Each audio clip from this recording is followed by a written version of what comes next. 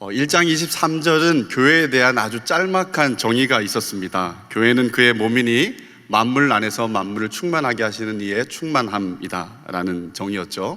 그리고 2장 3장은 이제 본격적으로 교회에 대한 논의를 이제 시작을 하게 됩니다. 교회가 뭔가라고 할 때 2장 11절에서 22절에서 잘 설명해 주는데요, 제가 간단하게 내용들을 정리를 해보겠습니다. 교회는 머리 대신 구주 아래에서 한 몸을 이룬 공동체입니다.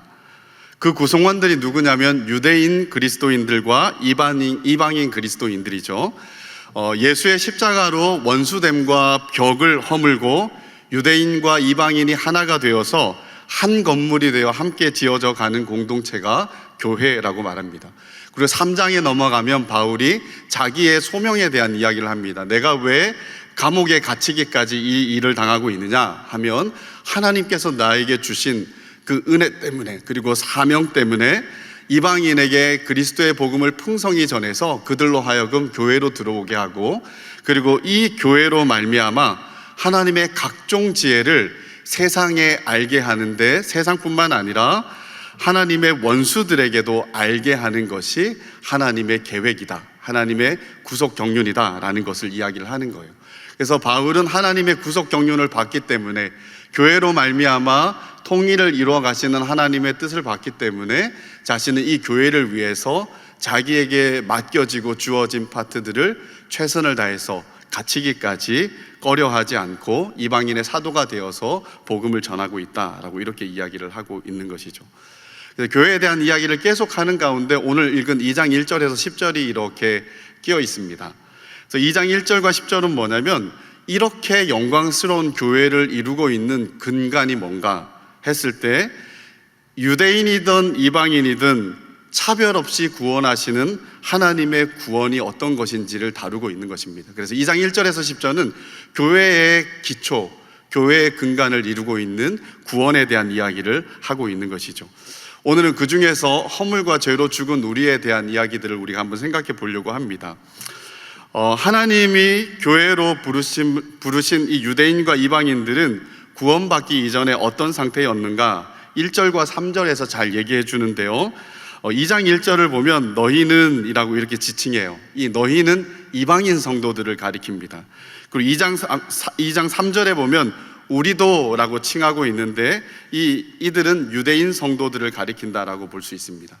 그래서 이방인들이나 유대인들이나 다 그 가운데서 행했다라고 얘기를 하고 있어요. 그래서 이방인 성도나 유대인 성도나 구원받기 이전에는 별 차이가 없었다. 본질적으로 둘 다 하나님 앞에 본질상 진노의 자녀였다라고 이렇게 이야기를 합니다.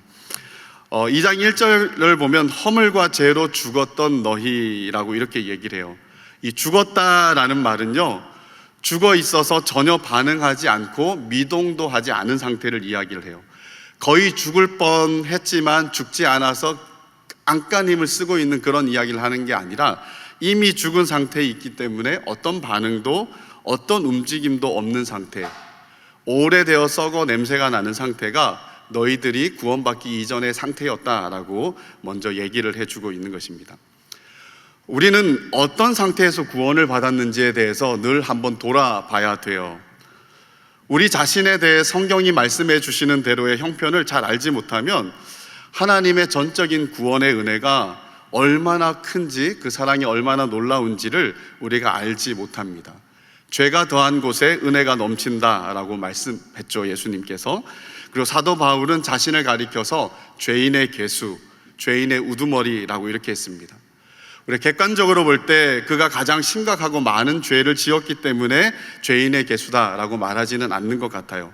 그러나 바울은 누군가와 비교하면서 내가 더 죄인이냐 아니냐라는 이야기를 하는 것이 아니라, 유일한 기준 되시는 거룩하신 하나님 앞에 섰을 때 하나님이 받아 마땅하지 않고 도리어 진노를 쏟아부어도 시원치 않을 죄인 중에 죄인임을, 그의 존재 중심부부터 부패해 있는 사람임을 그는 철저하게 깨닫게 되었던 거예요. 그래서 누가 더 죄를 지었느냐 이건 중요하지 않고, 내가 하나님 앞에서 내 자신을 봤을 때 나야말로 하나님 앞에 죄인 중에 괴수, 나보다 더 죄인은 없을 것 같다라는 인식들이 있었던 거죠. 그렇기 때문에 바울은 누구보다 더 풍성한 하나님의 은혜를 누릴 수가 있었던 것입니다. 제가 한 번쯤 얘기했는데 존 버년이라는 사람은 이 바울의 이 고백을 보면서 어떻게 하냐면 바울은 이 부분에서 치명적인 실수를 하고 있다라고 얘기를 해요. 왜냐하면 죄인의 개수는 바울이 아니라 내가 생각할 때는 나기 때문인 거예요. 그래서 바울이 틀렸다라고 이렇게 말하죠. 이거는 성경에 대한 권위에 어떤 도전을 하는 이야기가 아니라 이 존 버년도 하나님 앞에 자신이 세워졌을 때 나보다 더 죄인은 없는 것 같아라는 그 인식들이 생겨났다라는 것을 이야기를 하는 것이죠. 여러분들은 오늘 하나님 앞에서 나를 세워보면서 나를 인식할 때 어떻게 인식하고 있는가요? 내가 구원받기 전에 어떤 상태였는지에 대한 인식들을 할 때 나는 죄인 중에 괴수이고 정말 우두머리이기 때문에 나보다 더 큰 죄인은 없는 것 같다라는 그런 인식들을 가지고 하나님이 이와 같은 죄인을 긍휼과 은혜로 살려주셨구나라는 그 구원의 감격들을 누리고 있는지 우리가 한번 생각을 해봐야 될 것 같아요. 우리 안에 있는 의의 기준은 뭐냐면 하나님의 거룩하심에 비춘 절대적인 기준이 아닙니다. 우린 늘 같은 죄인들을 비교하면서 상대적으로 나보다 못한 사람을 보면서 내가 최선은 아니지만 최악은 아니지 라고 안도하면서 자신을 괜찮은 사람으로 착각하는 것이 우리의 되게 바보스러운 행태가 아닐까 싶어요. 이런 사람은 거룩하신 하나님 앞에서 자기를 깊이 인식하지 못한 사람이다 라고 얘기할 수 있을 것 같습니다. 우리가 우리를 하나님 앞에 세워볼 때 어떻습니까? 하나님의 거룩하심과 절대적인 의의 기준에서 무수한 죄들과 이 허물들로 인하여서 우리는 죽어 있었다라는 이야기들을 바울처럼 할 수밖에 없을 것입니다. 하나님 앞에 선한 것을 찾을래야 찾을 수 없는 사람이었고 이미 죽은 지 오래되어 냄새나고 하나님을 향해서 어떤 반응도 미동도 할 수 없이 철저하게 죽었던 죄인이었고 원수였고 불경건한 자였다라는 인식들이 생길 수밖에 없는 것이죠. 그리고 그 인식들이 생길 때 우리는 하나님의 은혜가 뭔지가 깨달아지기 시작해요. 이처럼 불경건하고 원수 같은 죄인인 우리를 구원하기 위해서 긍휼과 사랑으로 우리를 대하시며 그토록 값비싼 아들을 우리 대신 내어주셔서 견줄 수 없는 아들을 대속물로 내어주셔서 이 원수를 사랑하셨던 하나님의 사랑을 생각하면 너무 기이하고 너무 이상하면서 더불어서 너무 기이하고 이상하기 때문에 내가 받을 수 없을 만큼 황공하고 감격스러운 은혜가 될 수밖에 없는 것이죠. 그런데 내가 좀 괜찮은 사람이라고 생각하면 우리는 어떻게 생각할까요? 구원 뭐 굳이 안 줘도 되는데 그냥 주니까 나는 받는다고 생각하면 그게 뭐 그리 감사한 일이 되겠습니까? 받아 마땅하지 않는 자에게, 정말 철저하게 죽어 있던 자에게 하나님께서 아들을 통해 살리셨던 말로 닿을 수 없는 기적 같은 구원이 우리에게 경험되어지고 느껴진다면 우리는 하나님의 은혜가 말로 닿을 수 없게 폭포수처럼 우리에게 쏟아져 나올 것입니다. 그래서 우리는 바울처럼 인식해야 돼요. 어떻게 인식하냐면 구원받기 이전에 내가 어떤 상태였는가, 죄인 중에 괴수였고 철저하게 죄들과 허물들로 죽어 있었던 사람이다 라는 인식들이 우리에게 필요하다라는 것입니다. 자, 죽어 있었다라는 것은 구체적으로 무슨 의미일까요? 하나님과 관계가 단절되어 있었다라는 것을 의미합니다. 하나님은 아담에게 동산 중앙에 있는 선악을 알게 하는 나무의 과실을 먹지 말라라고 이렇게 명하셨습니다. 그리고 먹는 날에는 정령 죽는다라고 경고하셨죠. 그런데 아담과 하와는 결국 뱀의 유혹에 빠져서 그것을 먹고 말았습니다. 그 결과가 뭘까요? 정령 죽는다라는 그 말이 네 가지 측면에서 나타나요. 죽음의 측면인데요, 전부 다 관계가 단절되는 것입니다. 첫 번째는 자기 자신과의 관계가 단절되었어요. 그래서 이 타락 이후로는 인간에게 심리적 분열이 있습니다. 정신 분열도 그 결과라고 말할 수가 있는 것이죠. 그리고 생각과 행동의 불일치가 일어납니다. 그리고 소외가 일어나는 거죠. 자기 자신을 사랑할 수 없는 지경이 우리에게 있게 된 것입니다. 타인과의 관계의 단절도 일어납니다. 내 뼈 중에 뼈요 살 중에 살이라고 칭했던 최고의 사랑의 대상, 나보다 더 나 같은 사람이라고 그 존재를 환영하며 기뻐하면서 받아들였는데 이제 관계가 완전히 단절돼요. 하나님이 주신 저 여자 때문에 내가 이 일을 저질렀습니다 라고 비난을 하게 되는 거죠. 그리고 한 세대가 지났을 뿐인데 가인이 아벨을 미워하고 증오하고 쳐서 죽이는 일들을 하게 되는 거예요. 타인과의 관계가 산산조각이 나 버린 것이죠. 그리고 피조 세계와의 관계도 단절되었습니다. 땅은 엉겅퀴와 가시를 내면서 먹고 사는 일을 너무너무 피곤하게 만들어 버렸어요. 그래서 힘들고 어려운 일들이 우리에게 많이 옵니다. 제가 되게 재밌는데 주일날 예배 드리기 전에 이제 예배를 준비하고 나서 이제 일부 예배 안내를 서로 이렇게 내려오고 있었거든요. 근데 목사님들과 눈이 마주쳤어요. 그래서 전부 다 목사님들이 어떤 표정이었냐면 이제 시작인데 이런 느낌이 있었어요. 많이 지쳐 있어요. 그죠? 그래서 사는 게 피곤한 상황이 된 거예요. 이 타락한 이 세계를 살아간다는 것은 피곤할 수밖에 없는 시간과 상황들을 살아갈 수밖에 없는 것이다. 이게 타락의 결과다라는 거예요. 그래서 네 번째는 하나님과의 관계가 단절되었다라는 겁니다. 에덴 동산에서 쫓겨나게 됐죠. 하나님의 임재와 영광을 상실해 버렸습니다. 그리고 하나님과의 관계가 끊어졌고 영적으로 죽었다라는 거죠. 그래서 정령 죽는다라는 말에 이 죽음의 네 가지 측면이 이렇게 드러나게 된 거예요. 우리가 당장 생각할 때 육신의 호흡이 당장 끊어지지 않았습니다. 그러나 그 죄의 결과는 그들이 죽는 존재가 되었다라는 것이죠. 비록 아담이 930세를 살았지만 결국은 죽었습니다. 그리고 창세기의 족보를 보면 수백 년의 삶을 살았지만 그들의 삶의 핵심, 요약이 뭐냐면 자녀를 낳고 살다가 죽었다라는 거예요. 이게 인생을 요약하는 큰 틀이라는 것입니다.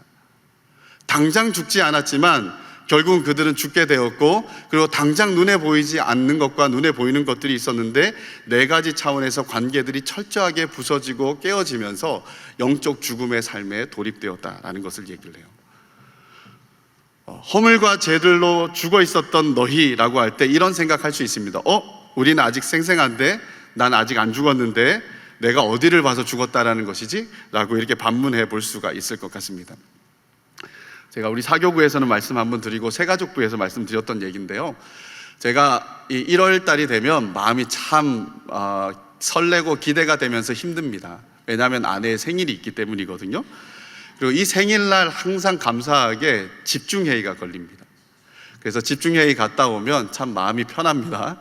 그런데 제 아내와 생일이 똑같은 사모님이 계세요. 그 남편은 조모 목사님인데 생일이 지났던 안 지났던 그때쯤이 되면 고터에 꽃을 사러 갑니다.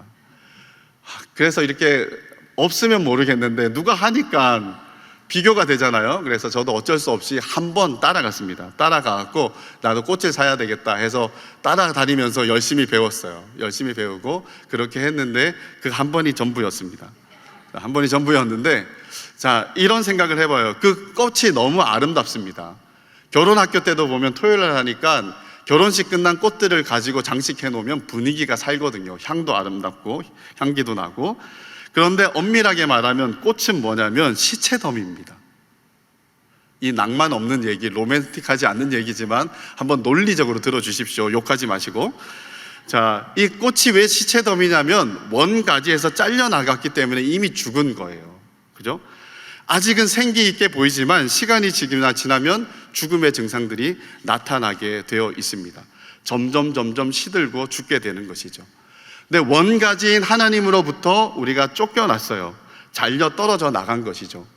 당장 죽음의 증상들이 드러나지 않고 생생하게 살아있다 손 치더라도 시간이 지나면 지날수록 우리는 죽음의 증상들이 나타날 수밖에 없는 거예요. 그래서 흔히들 이것을 영적 죽음이다라고 이렇게 부르지만 사실은 총체적 죽음인 거예요. 모든 면에서 우리는 다 죽어 있는 것이다 라고 이렇게 말해요. 당장의 증상이 나타나지 않는다고 해서 아니라고 우리는 말할 수가 없습니다. 결국은 인생은 죽게 되고, 그리고 현재적으로도 그 죽음의 증상들이 너무도 많이 있는 거예요. 이게 죄들과 허물들로 죽은 우리의 구원받기 이전에 아주 생생한 상태였다, 현 주소였다라고 바울은 우리에게 얘기를 해주고 있는 것입니다. 그리고 이런 죽음의 상태에 있었기 때문에 죽음의 증상들이 드러나게 됐는데, 그 죽음의 증상들이 뭐냐면 그들의 삶의 모습 속에 나타나는 거예요. 그들이 어떻게 살았습니까? 먼저는 이 세상 풍조를 따르고 공중의 권세 잡은 자를 따랐다라고 이렇게 이야기를 해요. 이 세상은 항상 세상이라는 말이 중립적으로 쓰일 때도 있지만 성경에서 부정적으로 쓰일 때가 더 많거든요. 부정적으로 쓰일 때의 의미는 뭐냐면 하나님을 인정하지 않고 하나님을 거역하는 타락한 세상을 말할 때 쓰입니다.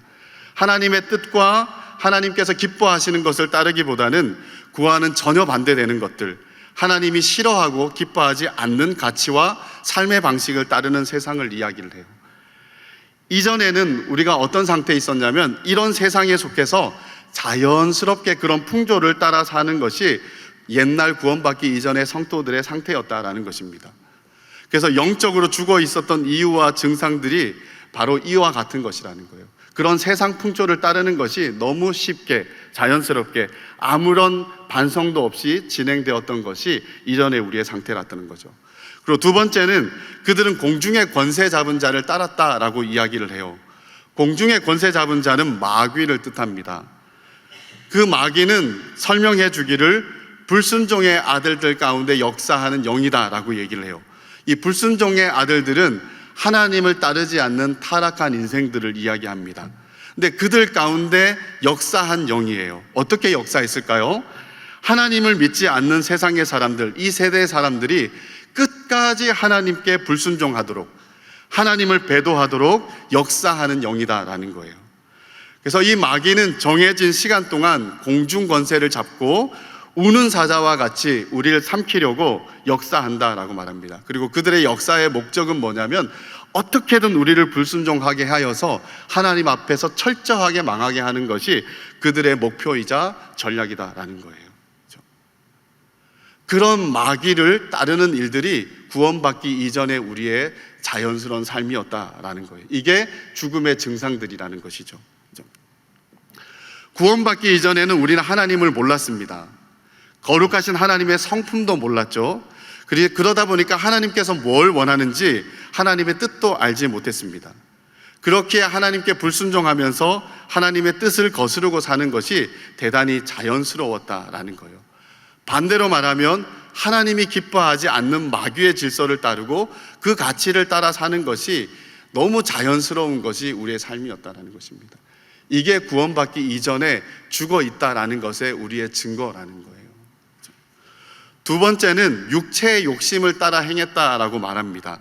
2장 3절에 보면 전에는 우리도 다 그 가운데서 우리 육체의 욕심을 따라 지내면서 육체와 마음에 원하는 것을 했다라고 이렇게 말해요.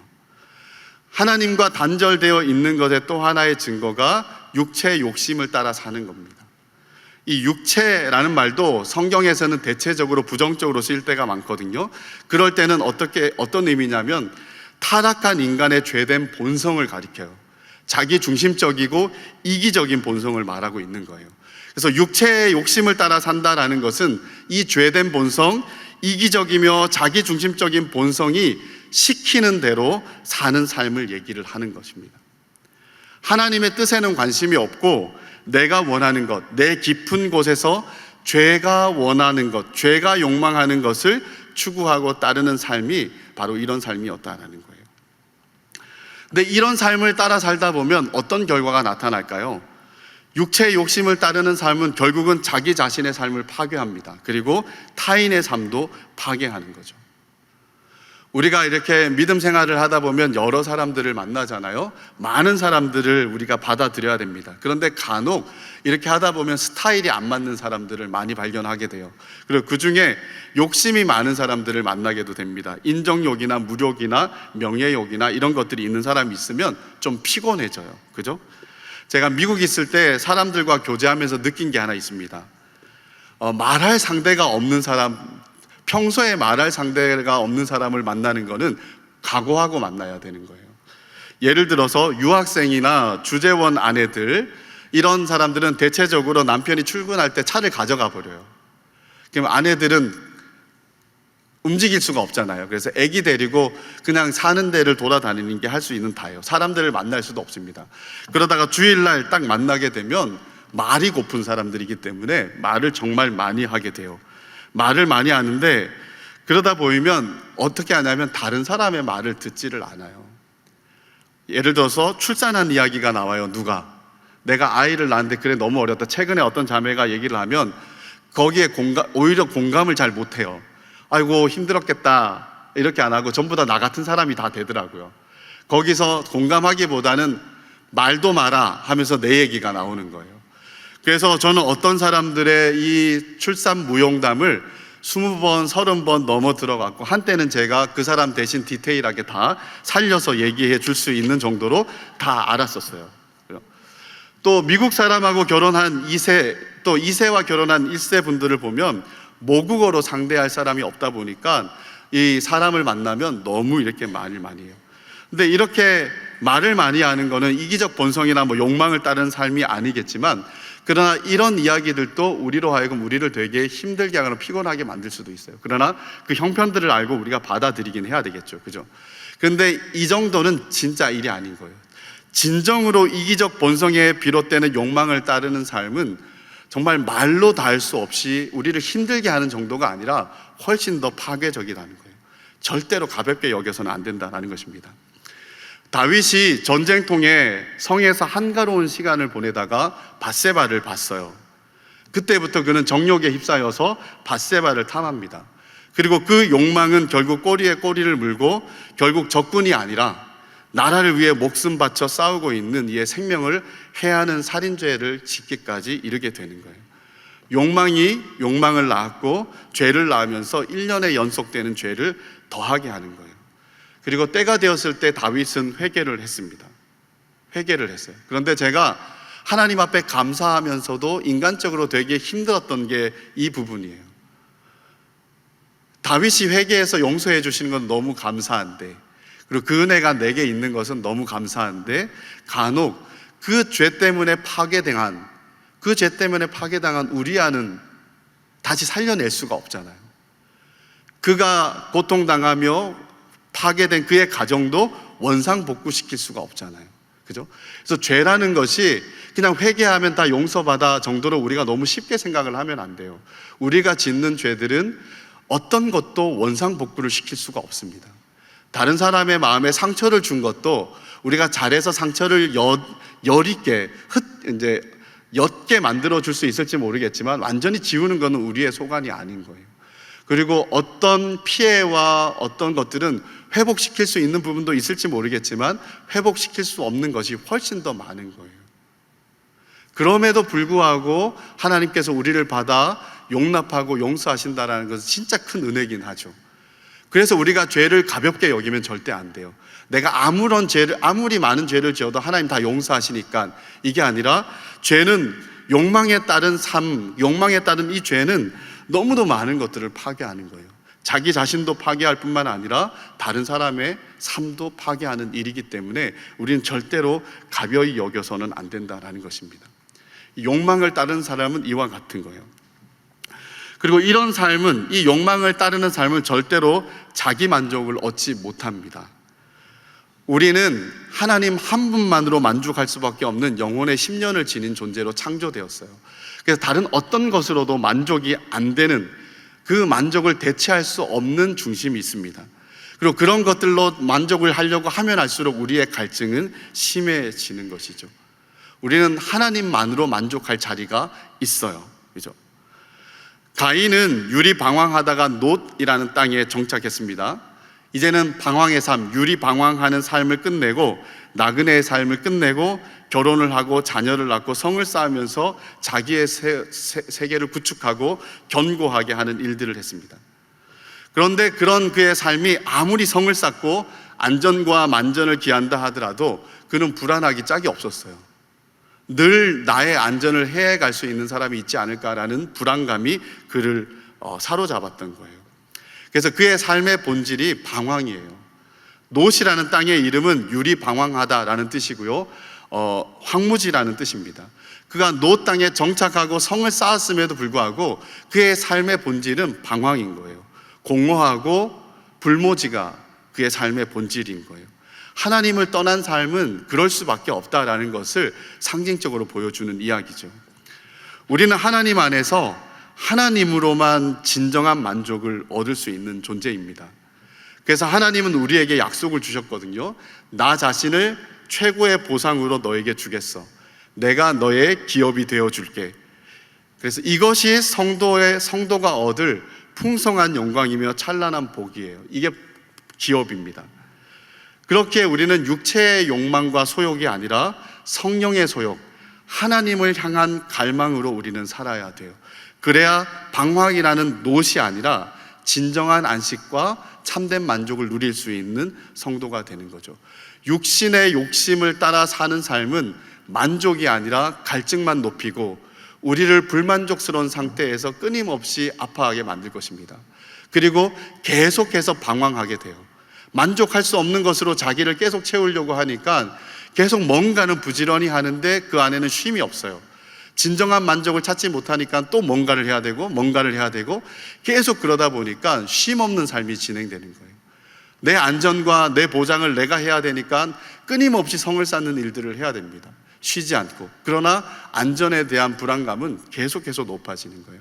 아무리 열심히 살아도 그 인생은 노실 수밖에 없는 것이죠.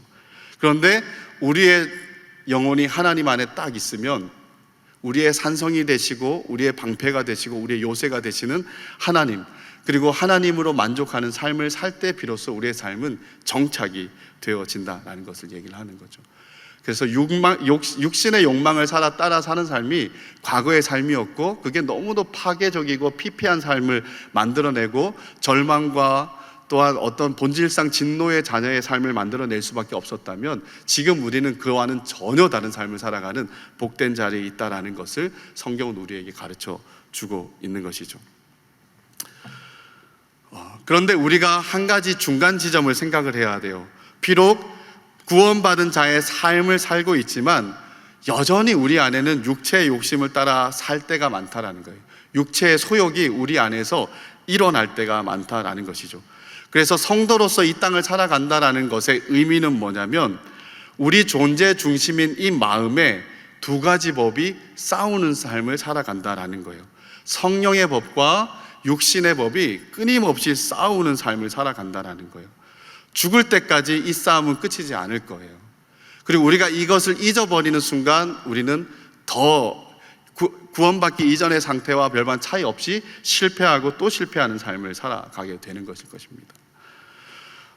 이 싸움은 목사가 된다고 해서 쉬워지는 게 아닙니다. 장로와 권사가 되고 사모가 되고 어떤 직분을 갖는다고 해서 저절로 이 싸움이 쉽게 이겨지는 것이 절대로 아닙니다. 에코라는 소설가의 장미의 이름이라는 책을 보십시오. 수도원에서 모든 것을 다 버리고 헌신해서 수도원에 들어갔어요. 육체의 욕심에서 뭔가 자유로워진 것 같은 사람처럼 보입니다. 그런데 그런 사람들끼리만 모였는데, 성인 군자들끼리만 모였는데 어떤 일이 벌어집니까? 겉모술수와 암투와 거기에서 별의별 희한한 죄의 법들이 다, 인간의 욕심에 따른 죄악들이 다 나오는 것을 보는 거예요. 인간은 그런 존재예요. 내가 뭔가를 육체의 욕심을 버리고 더 헌신해서 하나님 앞에 모든 것을 바쳤습니다라고 하는 순간에 다른 욕망들을 불러일으켜서 우리를 망가뜨릴 수 있는 그런 존재다라는 것을 우리에게 얘기를 해주고 있는 거예요. 그래서 우리에게 필요한 것은 뭐를 얼마나 했느냐라는 것이 아니라 죄의 법이 우리 안에 여전히 있고 육체의 소욕이 분명히 있지만 또 하나 내주하시는 성령으로 말미암아 우리 안에 성령의 소욕도 있다라는 것을 직시하는 것입니다. 그래서 우리가 이 두 개의 법이 내 안에서 끊임없이 싸운다라는 것을 우리가 늘 인식하면서 우리가 계속 들여다보는 것이 우리에게 필요한 거죠. 아내가 얼마 전에 저에게 인상적인 말을 하나 남겼거든요. 정확한 워딩은 생각나지 않아요. 후회는 삶을 주저앉게 만들지만 성찰은 삶을 나아가게 만든다. 놀라지 않네요. 저는 제 아내의 입에서 이런 멋진 명언이 나와서 상당히 놀라고 인상적이어서 제 머리에 뇌리에 꽉 잡혔어요. 근데 이게 일주일 동안 제 머리에 많이 남아 있었습니다. 후회는 삶을 그냥 주저앉게 만드는 것밖에 되지 않지만 성찰, 자기를 돌아보는 것, 자기를 돌보는 것은 삶을 전진하게 만든다라는 거예요. 이 성찰이라는 말을 다른 말로 하면 반성적 사고라고 말할 수 있어요. reflective thinking이라고 말할 수 있는데, 이 반성한다라는 말은 우리가 반성문 써본 사람은 알겠지만 내가 뭘 잘못했는지를 돌아보는 거잖아요, 그죠? 근데 원어적인 의미는 뭐냐면 비친 물에 비치거나 거울에 비친 자기의 모습을 들여다보는 거예요. 거울을 왜 봅니까? 내 머리가 뭔가 잘못됐나? 이렇게 보는 거죠. 그죠? 그러면서 이제 뭔가 이렇게 만지고 이렇게 내려오게 되잖아요. 그죠? 그래서 반성적 사고를 한다라는 것은 자신의 모습을 반추해서 자기의 모습을 들여다보는 거예요. 우리가 신앙생활 하면서 많은 사람을 만나지만 반성적 사고를 잘하는 사람을 만날수록 함께 깊어질 수가 있는 것 같아요, 신앙적으로도. 그런데 반성적 사고가 안 되는 사람은 늘 마음에 불편함을 주기 마련입니다. 우리는 그런 사람도 받아야 되지만, 그러나 다른 사람 입장에서 생각할 때 반성적 사고를 하지 않는 사람은 다른 사람들을 힘들게 할 수 있다는 것들을 생각을 해야 돼요. 그렇죠? 이 반성적인 사고가 있어야 우리는 하나님의 깊은 것도 경험할 수가 있는 거예요. 우리가 뭘 반성해야 됩니까? 구원받기 전에 내가 어떤 존재였는가, 이걸 알아야 돼요. 그죠? 그거를 반추해 봐야 됩니다. 그래야 죄가 더한 곳에 넘치는 하나님의 은혜를 우리도 경험할 수가 있는 것이죠. 그죠? 그리고 육체의 욕심을 따라 살았던 시간들을 돌아봤을 때, 그리고 내가 성령의 법이 여전히 존재함에도 불구하고 육체의 법에 져서 육체의 소욕이 드러났을 때 얼마나 관계를 파괴하고 얼마나 힘들게 하고 고통스럽게 했던지를 돌아봐야 되는 거예요. 그리고 왜 거기서 육체의 욕심에 내가 졌던가, 왜 이런 내적인 싸움을 내가 성령을 의지하면서 하지 않았던가 라는 것들을 돌아보면서 성령의 은혜를 구하고 성령의 도우심을 더 구하면서 가야 되는 거죠. 또 불순종하도록 부추기면서 조장하고 유혹하는 마귀를 따르고 하나님이 기뻐하지 않는 어떤 뜻을 따라, 질서를 따라 살았다라고 한다 그러면 그것을 다시 돌아보는 거죠. 내가 이 세상 풍조를 너무 쉽게 따라가고 있지 않는가?